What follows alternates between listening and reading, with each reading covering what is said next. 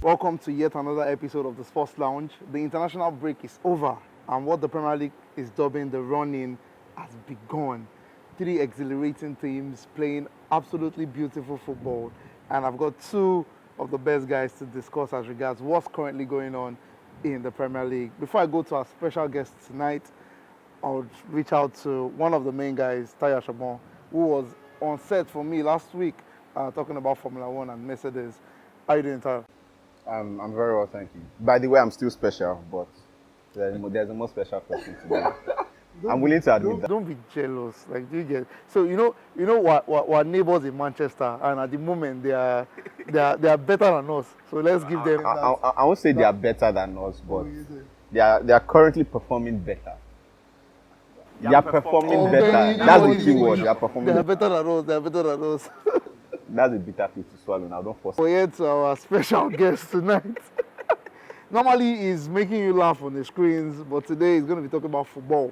And I'm not sure he would have found City's form of late very funny. But it's Colamide the comic rock. How are you doing, my G? What's good, man? It's good to be here. What do you talk there? Sir? Currently, for the past 10 years, we have been better than you, please. Don't say that. Do you have anything to say? Nothing. Why What did can my you say? grandfather retire? That's it. Colamide, it's good to have you. It's good to be here, man. I'm blessed, man. I thank God. You know, I've always been a huge supporter of the Sports Lounge. You know that. But to be on the set, you know, especially because we're talking about my favorite team in the world, obviously it's a blessing and it's a joy to tackle 2 Manchester United teddy bears. You know? We are a City United today. We're not. Oh, wait, City. No, they farms me. Get out. All right. I mean, I'm glad that you claimed that your favorite club, considering they became a team that received influx of money right around 2008, and that's when you claimed you became a fan. So do you want to explain that? Because a lot of people that believe or will call you a football or club show. So I've heard this for a long time, and it doesn't faze me anymore because everybody likes to say, "Oh, are you really a football fan? When did you start watching football?" All this type of things. And I say this simple thing to them: Roman Abramovich bought Chelsea in what year? Let's say 2004, 2005, yeah. right? And we have tons of Chelsea fans today. Nobody looks at Chelsea fans and says, when did you start watching football? Why? Because time has passed. I started supporting Manchester City. First of all, I was a AC Milan fan. So I supported AC Milan because I loved the team. Kaka was my favorite player at the time. But I started supporting Man City because the EPL was popular in Nigeria. And it seemed like if you were watching football, you didn't support an EPL team, you know, what were you doing? Arsenal, I didn't like. The Igwe was all about that at the time. Chelsea, I thought they were razzed, a lot of noise at the time. Another team I looked at, Liverpool, but I think I just didn't find any connection. And I'll tell you a very interesting story why I chose Man City. I detested Man U. I did not like Man U for anything. I did not like Sir Alex Ferguson. I did not like nobody. The only person I liked in Man U was Rooney. Apart from that, I hated this team. They were cheating. Fergie had all the refs in his pockets. I was like, you know, screw this team, man. Let me go to their city rivals. And that's when I started supporting them. And lucky for me, the Sheikh bought Man City at the time, but nobody knew that Man City would be. Wait. It was before. Wait. It was right before, I promise you. Where's the proof? I don't know how you want me to prove it to you because the season before, tell you what, the season before, Man City, I'll tell you evidence now. Okay. The season before, it was Man City or Tottenham that was supposed to make top 4. But Tottenham ended up going. I remember Peter Crouch, Gareth Bale that time went to Champions League for the first time. That's 2010-11, bro. No. That's 2010-11, bro. Okay, yes. There's been a cut. No, hold on. Everybody. It's been a long time ago, Baba. I'm just trying to remember. My question is simple. Okay. After your false allegations against my team, they are and not my false. coach, Everybody knows. Has they ever been charged? Has my club ever been charged? Is my club facing 115 counts of 115 counts corrupt to prove what? There's nothing. corruption? You are Corruption. guilty. You are We've not been innocent charged. until You proven have. guilty. No, Please. you've not been charged. So because... my question is this: Okay. pre Sheikh Mansour money. Okay. Who were your City players that you found? I mean, you said you didn't find anyone relatable in Liverpool. Who were the City players you found relatable? I like that question. Wayne Bridge was someone that I liked. Left back, very dope at the time. Nigel de Jong, great DM. The young was What's his The name? young was Postmaster. see, No. we've caught you. What are you? in What are, lies. what are you people talking We've about? got you I in told you I lies. started supporting Man City in 2008. No, he said post pre Pre-Mansour the money. money. That's when he came in. No, I didn't really care for Man City pre 2008 though. From afar, I Then respected that him. means the allegations against you are correct. They're true. I Just accept it in again, your no, but chest. again, De Jong and Bellamy joined together in 2009. let me chest. let me ask you the question. All right. When Sheikh Mansour bought Man City, Yes. right? Did you think that Man City would be Man City today? They are not the first team to have been bought by rich owners. PSG has been bought. Newcastle. How many teams have gone through Arab money that are not proving to do well? The only reason is because we are winning. And we are dominating Manchester neighbors. Now we are the small boys in Manchester. That's why everybody is like, hey, it's because of the money. No. Everybody talks about Pep Guardiola spending such and he's not the first manager to spend that much money. And none of these guys have delivered up to Pep or Man City. See, that club is run like a wonderful establishment. That's another thing I love. It's not just the male team. It's not just the first team, the under 21s, the female, everybody. So please, talk another thing. Let's give Kolamide a rest. Thank you very much. But Tayo, let's get into. I promise to be calm, so I'm not going to be hostile today. It's fine. All right. fine. Now let's not talk as if Man United did not get money. wow. You bought the best, the most expensive defender, Rio Ferdinand, at the time when defenders were £2.50 kobo. You were spending 30 million on a defender. Nobody talks about that now. He was a Rolls Royce, like he was the original Rolls Royce defender, Right. not the fraud that they call Van Disney right now. He was the original Rolls Royce I agree defender. with you on that, yeah. So let's Yeah. All right. Tayo, let's go into the game that was dubbed to be one of the biggest games this season. Arsenal went to the Etihad, a place where they don't win ever, but they were able to impute a game plan. Someone said, wow, we put in so much words to it that they packed the bus. But for you, what did you see at the Etihad? They packed the bus. I don't understand. When you have who was the left winger on the day? It was Jesus, and the right winger Saka. When you have their average positions deep in Arsenal's half, that was the average position for the match, and those are some of your most advanced players.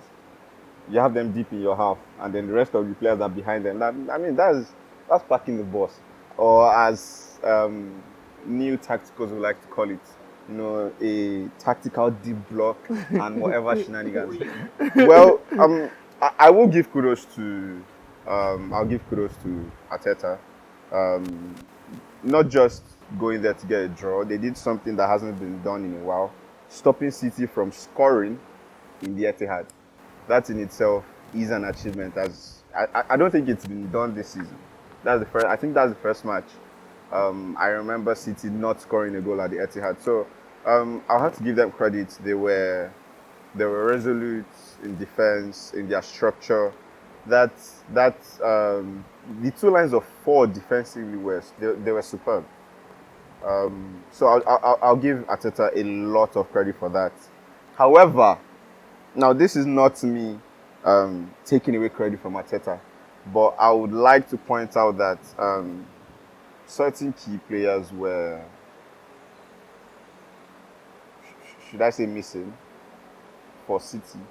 I mean, when City find it difficult to break down teams, they usually depend on width from their fullbacks. Guardiola was doing a decent job. Unfortunately, Kyle Walker was unavailable. He's one of the best. I mean, he is one of the best right backs in the league still, even though he's gradually losing his legs. We have Doku, misfiring. Same thing with Grealish, though they did come into the match. But we would have to say certain City players, before Arsenal fans come and say Arsenal nullified them. These players were already on a poor run of form into the game. So I would say Pep was a little bit hindered by the standards of his players in recent times in that match. But yeah, kudos to Pep. I say Pep. Kudos to Arteta. Very A point interesting. at the end had a good thing. Is that a part of you? I mean, they claim that anybody that says this or asks this question wanted them to lose. Is there part of you that felt if they had come out and actually played the way they played, they would have actually taken City to the cleaners? Is there a Arsenal? part of you? Yeah. I mean, we've seen teams sit with a deep block against Pep, and then when you have the chance, you go at them. I mean, they called him a fraud, but I mean, Ole did it. So why couldn't Arsenal have done it? They could have. I mean, there were chances where they could have, well, put City to the sword, play a little bit more direct on the counter. You have one of the best direct left wingers in the Premier League in Martinelli, but I mean, you decide to play Jesus. In the first half, I think it was around the 30th minute where Jesus was busy dancing, helping Rico Lewis to sweep the floor instead of trying to actually get a shot. But if the attackers were a little bit more direct, a little bit more clinical, when they had the chance, they could have put City to the sword. Brilliantly said. Column Day, Yeah. how did you see that game? And I really need to ask because there's the feeling that City are considerably weaker than they've been in recent years. Even coming from the conversation from last season, despite winning the treble, people be like, you guys are not, the game not just sweet like City game. Yeah. But first of all, are you the kind of guy to care about that more than the trophies, or are you more of a trophy guy? Then also you let us know how you felt about that game. No, I feel like as a fan, I care about both. So we want to win trophies, but at the same time, there's a reason why the football that is played at Man City is one of the sexiest in the world. Everybody wants to watch. Even though the rest of the league can say, "Oh, we're used to this," they still can't stop it. As a Man City fan, I enjoy my team playing, beautiful football. The game against Arsenal, I thought, was a lot of technical know-how from the managers. They both try to outdo each other, outsmart each other, which is why neutrals will find it boring. Even as supporters, we thought it was not as exciting as, but we could see exactly what each team was trying to do. If you look at people like Haaland, they didn't exactly. Haaland It was nullified. I wouldn't say nullified. He didn't get the type of service he would normally get. KDB as well was almost ghosting throughout the game because it was hard for him to get the kind of play that we would normally see. Yes, Arsenal. Non-Arsenal fans can say, Arsenal could have come out and played the game, but they stuck to what they thought was best for them, and somehow it worked. Yeah, somehow. Well said. Well, moving on from that, it could have been said to be a good result for Arsenal more than Man City. Yeah, but obviously. Moving on to midweek, you guys put Aston Villa to the sword. And this is a conversation I really want us to get into. Phil Foden, I love him. I think he's The best English player right now. He is. That's false. That's false. He's I the don't say best. anything. That's false. I don't say He's anything the to best that. English I don't say player. anything to that. He's but barely right now. third. Like he's barely making my it into third. my issue here is It's Phil fine. Foden can have a 10 over 10 game today. Have poor games in the next 4 or 5 games. Does he have poor games or does he not play? He has Oh no, four he games. has poor games. He has poor games, He has but poor does games. he? Does I'm he going to play? use Go on. this Manchester United, where he scored the brace. Great performance. The next few games after that, not so good. This game, hat-trick, great performance, and people are back to saying he's Phil Foden the best player in the world right now. Tayo, talk to me. Is there any sense to that? Why does he feel like he's protected a lot? Because he is protected. He's City's darling. They see him as the jewel of a new establishment of fanciful BS football in England. Let me first correct what he said. He said he's the best English player right now. There's Harry Kane. Man. There's Cole Palmer. It's Declan Rice. There's Declan Rice. There's Jude Bellingham. Stop, please. We have actual players. We have actual. I refer to Ayoinka, Bukayo Saka, Temidayo as Nigerian, please. Yes. So they are actual quality players who have shown both quality and consistency that are supreme right now to Phil Foden. So please, let's just get out of the way. I let you finish that, but go on. Yeah. So as regards to why he is protected, like I said, he's the jewel of fanciful football in England right now. So everyone likes to embellish what he does. I mean, you see someone like Harry Kane in matches, he has to drop deep. He has to play as the focal nine. He has to be a target man to bring wingers inside, and he still performs. But the second almighty Phil Foden does not play in the central attacking midfield behind a top 9 in the hole, and he's played anywhere else, we'll start hearing excuses of, oh, he can't receive the ball like that. He shouldn't be playing on the wings. We don't even get excuses. We see the complaints late to Haaland, late to Kevin De Bruyne, and they kill it like that. I don't get it. You have Saka, who has to be the right winger. At some point, he started as a left back, but no, judged harshly. You have Cole Palmer, who for Chelsea right now, 10, he delivers. 7, he delivers. 11, he delivers. That is a footballer.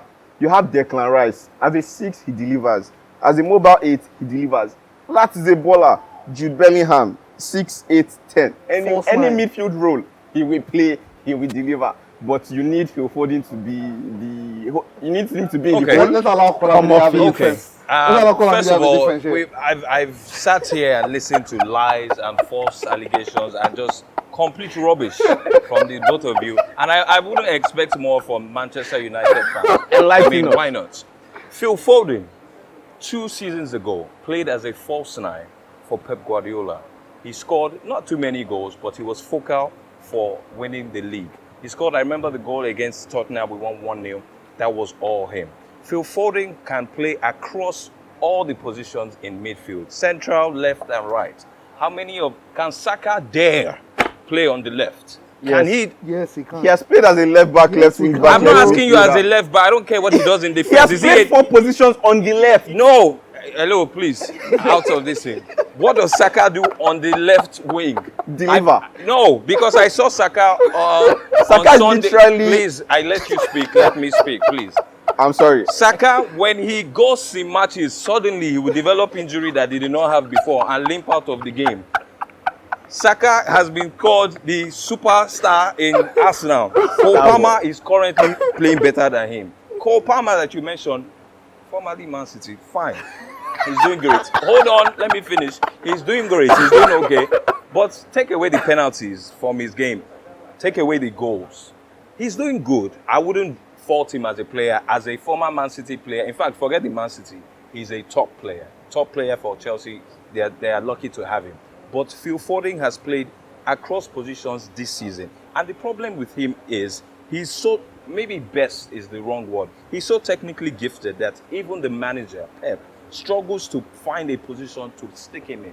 Phil Foden has not played 1 season in 1 position throughout the whole season. It's clearly say he wants to play in the middle. Exactly. We see him when he plays in the middle, the best of his form comes out. But there's a Kevin De Bruyne, there's a Rodri, there's a Bernardo Silva, and we are lacking wingers that there's So no he's Real not good enough Mahrez. to play in the middle. Listen to, I asked you, can Saka play in the middle? Yes, he can. can. Saka, you dey whine me. Can Saka play on the left? No, he can only chop and shoot. Chop and shoot on the right. Please, let's not compare him. Can I ask you a question? Go please? on. You said take away the goals from Cole Palmer. Do I you said realize penalties? Yes. Okay. You know what? I mean, they're both attacking midfielders. Let's take away the goals entirely. Do you realize that Cole Palmer has more assists than Phil Foden this Yes, season because in he the Premier had League? because he has started while more playing games. while playing with less efficient strikers. He has started more games than Phil Foden. He has played more time than Phil Foden. He doesn't have to compete for game time like Phil Foden. He does. Who is he competing with? Madueke or Noni? There's Conor Gallagher for the 10 position. Please, are you comparing There's Raheem Sterling for the left. There's Nicholas Jackson for his false nine position, come off it. There's Mudryk for the right wing. What position does Cole Palmer play in He plays Chelsea? everywhere in the front four. What is his starting position in That's Chelsea? the thing. He is multi-talented. He has Oh played my- across all If he four. was so talented, he would be in Man City right now. No, he wanted to go to a team where there are less efficient players so he could get more game He had time. to prove himself. Exactly, and I'm happy for him. But But Foden can't even prove himself in the middle of the park. if Foden is in Chelsea, he will be getting 25 assists. Okay, and so now he 45 should goals. move to. No, I'm telling you Come how on. good the team he's in. All right, so just to put a structure to this conversation, because we'll soon be wrapping this up. I mean, it's all about Kolamide and getting to know a little No, it's bit. not all about me. This guy is a hater. No, I'm just here to, correct some misconceptions about I'm Manchester happy City. for. Let's go. So, where, in terms of importance, where do you put Foden in your team at the moment? That's a good question.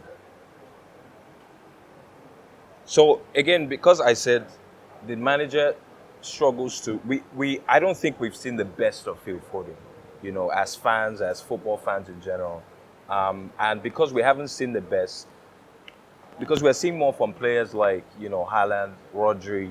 At the moment, I wouldn't say he's more important than those players. So even behind KDB, because KDB was out, a couple months, he came back, grabbed all those assists. I would say he's probably the fourth or fifth important player in Man City, but that's just credit to Man City. Foden goes to any other squad, goes to Arsenal, he's a baller. Can I give you a squad that Foden has gone to and not bought? The English squad. Thank you very much, Bamji. Oh, wow. How many times has Foden started for England? Let's start there. You seem to always use that as an excuse. No, but it's not an excuse when it's fact, right? We are talking He about... started against Brazil. Okay. Was it his fault that Hendrick scored the goal? Why didn't he score or assist or influence How the many match? other players were in that game? I'm Jude giving Bellingham you played squad that he game. has No, gone your into. almighty Jude Bellingham was in that game. What did he do? Foden and Bellingham played against Belgium. Okay. Who created the chance that Tony was Are we felled in the are box? we nitpicking I mean, who chances scored the now? second goal for England? Hold on. Let me ask you But, this. I mean- Wait. Let me ask you this very simple question. Wrapping up, guys. Goal and assist this season, Bellingham and Foden. Who's better? Goal and assist. Go. Let's check it out now. Foden's out more. He's at 30. So With less game time. Come on now. Let's put that aside. What do you mean for- less game time? Bellingham was injured from the start of January. Guys, Came back recently. Guys, take it easy. Take it easy. Thank you very much. Take it easy. Whatever it is, I believe he's a very talented player. Yeah. I just feel Pep needs to play him where he wants to be played. It's you need to get to a point where you say, okay, I just need to put my best in terms of. I watched the game against Villa and how fluid you guys were. I mean, without Haaland, I know Haaland is amazing, but still, you just need to try and ride on the current euphoria that your team is on. And I think at the moment, most of the things are going through Phil Foden. But Karamde, just to wrap up this conversation here, do you think City are playing better now than a couple of years ago? And I'm going to use the 2018-19 squad, or 17-18 rather. 17-18, My the bad. Centurions. The Centurions against this current squad.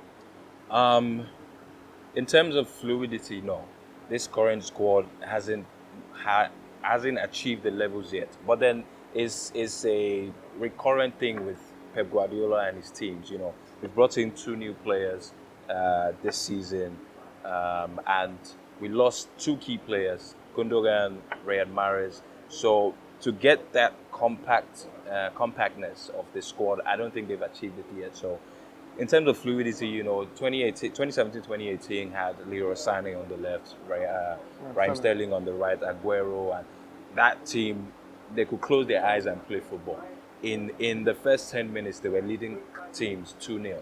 So, but this team hasn't quite achieved that, I would say, fluidity. So, no, I would say that team way better than this one currently. But give Guardiola next season, and we might be talking something else. I want to say a big thank you to Thank you Kolamide very so much, much, man. our comic rockstar. Yeah. Please follow him on all platforms, Twitter, Instagram. Very funny guy. You see, he's made us laugh almost all throughout. Thank Even though some of his. No, I didn't make him laugh because I made him cry. No, you made me laugh. Who is the best English player in Man United? The best English player in Man United. Mason Mount. The best talent England has gotten in their midfield in, a number of years right now. Who?